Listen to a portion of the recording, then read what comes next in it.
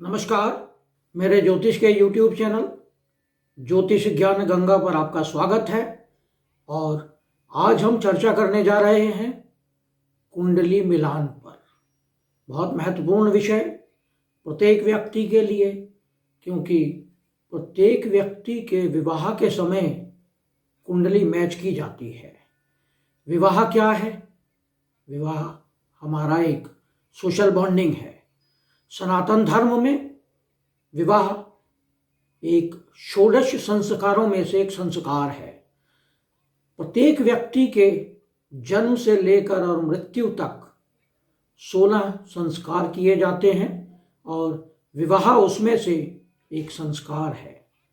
विवाह दो आत्माओं का, दो शरीरों का मिलन है। और जब हम कुंडली मिलान की बात करते हैं तो जब विवाह होता है तो उसके लिए कुंडली मिलाना अत्यधिक आवश्यक हो जाता है, क्योंकि अक्सर हम देखते हैं कि लोग अष्टकूट कुंडली मिलान करके या तो सॉफ्टवेयर से या पंचांग से देखकर कि 36 में से कितने गुण मिलते हैं उसके आधार पर विवाह निर्धारित कर लेते हैं, लेकिन बाद में उन्हें कई समस्याओं का सामना करना पड़ता है। कई बार यह भी देखा गया है कि कुंडली मिलान के समय अच्छा स्कोर होने के बावजूद मैरिज में, अंडरस्टैंडिंग में या फिजिकल कंपैटिबिलिटी में समस्याएं आ रही हैं। तो ऐसा क्यों होता है? या केवल गुण मिलान सफिशिएंट है, पर्याप्त है, या इसके अलावा हमें कुछ और भी देखना चाहिए? तो बहुत सारे माध्यम हैं कुंडली मिलान के जो लोग या तो जानते नहीं हैं और या फिर वह किसी को बताना नहीं चाहते। अक्सर लोग ट्रेडिशनल पंडितों के पास जाते हैं। पंडित अपना पंचांग खोलता है, देखता है 36 में से 28 गुण मिलते हैं और अधिक से अधिक वह मांगलिक दोष देखता है और उसके पश्चात कह देता है कि विवाह हो सकता है। लेकिन इसके अलावा बहुत सारे स्थितियां हैं। आपको सप्तम भाव के स्वामी, इसकी स्थिति को समझना होगा। आपको मंगल की स्थिति को समझना होगा। अगर पुरुष की कुंडली है तो उसके लिए शुक्र को देखना होगा आपको। कहीं शुक्र पाप प्रभाव में तो नहीं है, कहीं शुक्र नीच राशि में तो नहीं है, या शुक्र छठे या 8वें घर में तो नहीं है। और यदि किसी महिला की कुंडली है तो उसमें आपको देवगुरु बृहस्पति को देखना होगा।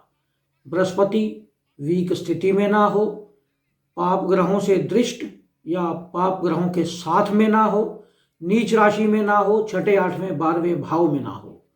इन सब स्थितियों को देखते हैं हम। इसके साथ हम वर्तमान में चल रही दशा, क्या विवाह के लिए दशा फेवरेबल है? अगर व्यक्ति के विवाह के लिए फेवरेबल है तो क्या वह उसके जीवन साथी के लिए फेवरेबल है? और साथ में हम देखते हैं साढ़े सती की क्या पोजीशन है। क्या जिसकी हम कुंडली मैच कर रहे हैं, कहीं दोनों की साढ़े सती तो नहीं चल रही? एक की साढ़े सती हो सकती है, लेकिन अगर दोनों की साढ़े सती चल रही हो तो ऐसी स्थिति में कई प्रकार के बाधाएं आती हैं विवाह में। विवाह के एकदम बाद आपसी अंडरस्टैंडिंग में प्रॉब्लम आने लगती है और फैमिली में भी तनाव होने लगता है। तो यह जो हम आपको मेथड्स बता रहे हैं कुंडली मिलान के, अक्सर यह आपको देखने को नहीं मिलेंगे और आप स्वयं भी अपनी कुंडली मिलान कर सकते हैं इन मेथड्स को या इन तरीकों को जानकर। तो आइए जानते हैं कि विवाह के समय हमें 2 चीज़ें बहुत महत्वपूर्ण होती हैं, और वह है वर और वधू का भौतिक मिलन या फिजिकल कंपैटिबिलिटी, और दूसरा वैचारिक मिलन यानी मेंटल कंपैटिबिलिटी। तो इनकी दोनों की मेन स्थिति क्या है? क्या उनका भौतिक शरीर आपस में एक दूसरे को एक्सेप्ट करने को तैयार है, और साथ में क्या दोनों एक दूसरों के विचारों को रिस्पेक्ट देने को तैयार हैं। ये दो स्थितियां बहुत महत्वपूर्ण हैं। तो आइए शुरू करते हैं। हम आपको 5 तरीके बताएंगे जिसके माध्यम से कुंडली मिलान किया जा सकता है और ऐसी स्थिति में समस्याएं मिनिमाइज की जा सकती हैं। पहले नंबर पर है अष्टकूट मिलान, यानी जिसे हम गुण मिलान कहते हैं। 36 में से आपके कितने गुण मिलते हैं, यह तो अक्सर लोग सॉफ्टवेयर से या पंचांग के माध्यम से देख सकते हैं, तो इसका हम डिस्कशन नहीं करेंगे। दूसरा, जन्म नक्षत्र दशा मिलान। यह आपको ना तो कभी आपने सुना होगा और ना कभी आपको किसी ने बताया होगा। यह मिलान हम करते हैं जातक के जन्म के समय जो उसकी बैलेंस दशा थी उसके आधार पर। तीसरे नंबर पर अष्टक वर्ग के आधार पर हम मिलान करते हैं। और अगला है नवांश मिलान।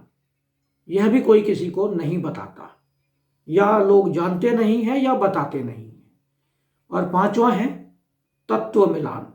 तत्व मीन्स, क्योंकि राशियां 4 तत्वों में विभाजित हैं, तो कौन कौन से तत्व किस तत्व के साथ मैच कर सकते हैं। अष्टकूट मिलान की बात करते हैं, तो अष्टकूट में सॉफ्टवेयर से मैचिंग हो सकती है, पंचांग से मैचिंग हो सकती है, तो इसका हम डिस्कशन नहीं कर रहे हैं। अगला है जन्म नक्षत्र दशा मिलान, यानी बैलेंस दशा एट बर्थ। आपके जन्म के समय, जब आपका जन्म हुआ तो उस समय कौन सी आपकी दशा चल रही थी, और जिसके साथ आप कुंडली मैच करने जा रहे हैं, आपकी दशा उसकी कुंडली पर क्या प्रभाव डालने वाली है, और जो आपके साथ मैचिंग पार्टनर है उसकी जो बर्थ के समय दशा थी वो आपके ऊपर क्या प्रभाव डालने वाली है। तो हम एक एग्जांपल लेते हैं, हम बताते हैं आपको। मान लीजिए आपकी बैलेंस दशा एट बर्थ, यानी जन्म के समय आपकी सूर्य की दशा चल रही थी और अंतर दशा थी बुध की। तो ये 2 दशाओं को तो कम से कम, महादशा और अंतर दशा को तो आपको अपने पार्टनर की कुंडली में मैच कर लेना चाहिए। तो आपकी जो बैलेंस दशा है बर्थ की, क्या सूर्य और बुध जिसके साथ आप कुंडली मैच करने जा रहे हैं, उसके लगन चार्ट में सूर्य की क्या स्थिति है। क्या सूर्य 6, 8वें, 12वें भाव में तो नहीं है? क्या बुध 6, 8वें, 12वें भाव में तो नहीं है? अगर 6, 8वें, 12वें भाव में है तो आपकी विवाह में समस्याएं आएंगी। और ऐसे ही अपने पार्टनर की जो बैलेंस दशा है बर्थ की, उसे अपनी कुंडली में लगा कर देंगे, तो उसके महादशा और अंतरदशा के जो स्वामी हैं वो आपकी कुंडली में कहाँ बैठे हुए हैं। अगर वो केंद्र और त्रिकोण में है तो स्थिति बहुत उत्तम है। अगली बात हम करते हैं अष्टक वर्ग मिलान की। अष्टक वर्ग के आधार पर भी कुंडली मैच की जा सकती है, क्योंकि चंद्रमा के आधार पर जब हम कुंडली मैच करते हैं तो हमारी मानसिक स्थिति, हमारी वैचारिक स्थिति का आपस में मिलन होता है। और जब हम लगन के अष्टक वर्ग की बात करते हैं तो वह हमारे भौतिक सुख का मिलन होता है। तो अगर हम चंद्र के भिन्नाष्टक वर्ग को देखें, किसी भी कुंडली ले सकते हैं, जैसे हमने ये एग्जाम्पल दिया है साइड में, चंद्रमा का भिन्नाष्टक वर्ग है, और चंद्रमा का भिन्नाष्टक वर्ग में देखिए कि सबसे अधिक बिंदु किस राशि में है। इसमें आप देखें तो मिथुन राशि में सर्वाधिक बिंदु हैं, 6 बिंदु। तो इसका मतलब आपका पार्टनर यदि मिथुन राशि का हो या मिथुन राशि से जो मित्र राशियां हैं उनका हो, तो उसके साथ आपकी कंपैटिबिलिटी अच्छी बन सकती है। और अब हम बात करते हैं अगली, फिजिकल कंपैटिबिलिटी या विवाह के लिए जब हम देखते हैं महिलाओं की कुंडली में तो हम बृहस्पति की बात करते हैं। तो बृहस्पति के भिन्नाष्टक वर्ग को अगर आप देखें तो उसमें सबसे अधिक बिंदु 7 बिंदु हैं मिथुन राशि में और मीन राशि में। यानी मीन राशि और मिथुन राशि के जातक इस महिला के साथ अच्छी कंपेटिबिलिटी बना सकते हैं। और अगर पुरुष की कुंडली देखें तो उसमें आपको शुक्र का भिन्नाष्टक देखना होगा। और अब अगर हम लगन के भिन्नाष्टक वर्ग की बात करें तो इस महिला की कुंडली का जो लग्न है वो मीन लग्न है। और भिन्नाष्टक वर्ग में सबसे अधिक बिंदु 3 राशियों में है, मीन राशि में, वृषभ राशि में और तुला राशि में। तो अब आपको डिसाइड करना है उस महिला की कुंडली देखकर कि वृषभ राशि कहाँ पड़ रही है, तुला राशि कहाँ पड़ रही है महिला की कुंडली में। अगर हम वृषभ राशि की बात करें तो वृषभ राशि के जो है महिला की कुंडली में तृतीय भाव में पड़ेगी, क्योंकि मीन लग्न की कुंडली है, और तुला राशि महिला की कुंडली में अष्टम भाव में पड़ेगी। तो इसलिए उसके जीवन साथी ना तो तुला लगन का अच्छा रहेगा ना वृषभ लगन का, वह मीन लगन का हो सकता है। और अगर हम समुदाय अष्टक वर्ग की बात करें या सर्वाष्टक वर्ग की बात करें तो चारों ओर से उसको कहाँ प्रोग्रेस मिलेगी, तो सर्वाष्टक वर्ग में हम देखते हैं कि सबसे अधिक बिंदु कहाँ हैं। तो सबसे अधिक बिंदु हमें दिखाई दे रहे हैं, 32 बिंदु हैं, और वे बिंदु हैं फिर मिथुन राशि में। तो इसका मतलब काफी जगह पे रिपीट हो रहा है, या तो मिथुन राशि, मीन राशि, ये 2 ही राशियां निकल कर आ रही हैं जिसके लगन के जातक इस महिला के साथ अच्छी कंपेटिबिलिटी बना सकते हैं। इस महिला की कुंडली देखिए तो महिला की कुंडली मीन लग्न की कुंडली है, मिथुन राशि चतुर्थ भाव में पड़ रही है, और उसका स्वामी बुध भी चतुर्थ भाव में बैठा हुआ है। या मीन और मिथुन लगन के जातक इस महिला के लिए अच्छे पार्टनर सिद्ध हो सकते हैं। अब हम बात करते हैं नवांश मिलन की। तो अगर हम नवांश मिलन की बात करें तो इसमें हम क्या देखते हैं, सबसे पहले महिला की कुंडली लें, उसमें नवांश का जो लगन का स्वामी है वो कौन है। मान लीजिए नवांश में लगन का स्वामी बनता है शनि, तो वह शनि पुरुष की कुंडली में किस भाव में है। यदि पुरुष की कुंडली में एकादश भाव में है तो विवाह के बाद उस पुरुष की प्रोग्रेस होगी। अगर शनि पुरुष की कुंडली में सप्तम भाव में है तो आपसी अटैचमेंट अच्छा रहेगा। यदि पुरुष की कुंडली में छठे भाव में है तो विवाह के बाद पुरुष का स्वास्थ्य बिगड़ेगा। तो इस तरह से आप नवांश मैचिंग कर सकते हैं। साथ में यदि पुरुष की कुंडली का नवांश देखें तो उसमें अगर हम देखें कि नवांश का लग्न स्वामी कौन है, मान लीजिए लग्न का नवांश स्वामी बृहस्पति है, तो वह बृहस्पति महिला की कुंडली में किस भाव में है, कैसी स्थिति में है, पाप प्रभाव में है, शुभ प्रभाव में है, उच्च का है, तो उसके आधार पर आप मैचिंग देख सकते हैं। 5वीं और अंतिम मैचिंग यानी तत्व मिलान।